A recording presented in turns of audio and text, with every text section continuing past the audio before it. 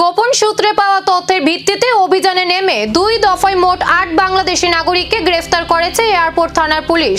ঘটনায় তদন্ত শুরু করেছে পুলিশ সূত্রে জানা গেছে, গত শুক্রবার আগরতলার মহারাজা বীর বিক্রম বিমানবন্দর এলাকা থেকে প্রথমে 4 বাংলাদেশি নাগরিককে আটক করা হয়।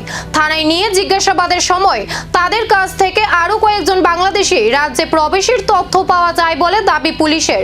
সেই তথ্যের ভিত্তিতে শনিবার বিমানবন্দর সংলগ্ন এলাকায় ফের অভিযান চালিয়ে আরো 4 বাংলাদেশি নাগরিককে গ্রেফতার করা হয়। ফলে 2 দফায় মোট 8 জন বাংলাদেশি নাগরিককে আটক করতে সক্ষম হয় এয়ারপোর্ট থানার পুলিশ। এয়ারপোর্ট থানার ওসি সুশান্ত দেব জানান, গ্রেফতার 4 বাংলাদেশি নাগরিককে রিমান্ডের আবেদন জানিয়ে আদালতে তোলা হবে। তাদের জিজ্ঞাসাবাদের মাধ্যমে এই ঘটনায় আরো কেউ জড়িত রয়েছে কিনা কিংবা এর পেছনে কোনো বড় চক্র সক্রিয় রয়েছে কিনা তা খতিয়ে দেখা হচ্ছে। খবর ছিল যে 4 জন বাংলাদেশি গত পরশুদিন এমবিবি এয়ারপোর্ট হয়ে বহিরাজ্যে যাওয়ার জন্য আসবে। সেই অনুযায়ী এমবিবি এয়ারপোর্টের স্টাফ সহ আমরা ওই 4 জনকে বাংলাদেশিকে আমরা গ্রেপ্তার করতে সমর্থ হই।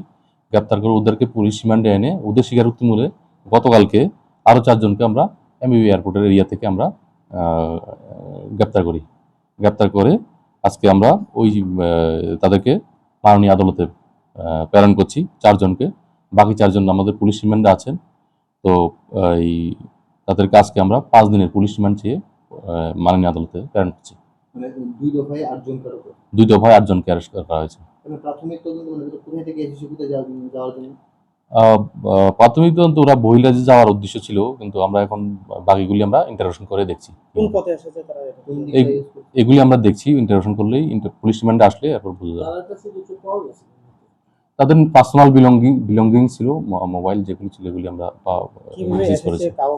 এটার সাথে জড়িয়ে আছে এটা আমরা ওদেরকে ভালোভাবে জিজ্ঞাসাবাদ করে আমরা জানতে পারবো। তারা কি মহিলা না পুরুষ? তারা পুরুষ, সবাই পুরুষ। এই 8 জনের সঙ্গে কি আরো বড় কোনো আন্তঃরাজ্য বা আন্তঃসীমান্ত চক্র জড়িত? রিমান্ডে জিজ্ঞাসাবাদে আর কি তথ্য উঠে আসে এখন সেদিকেই নজর।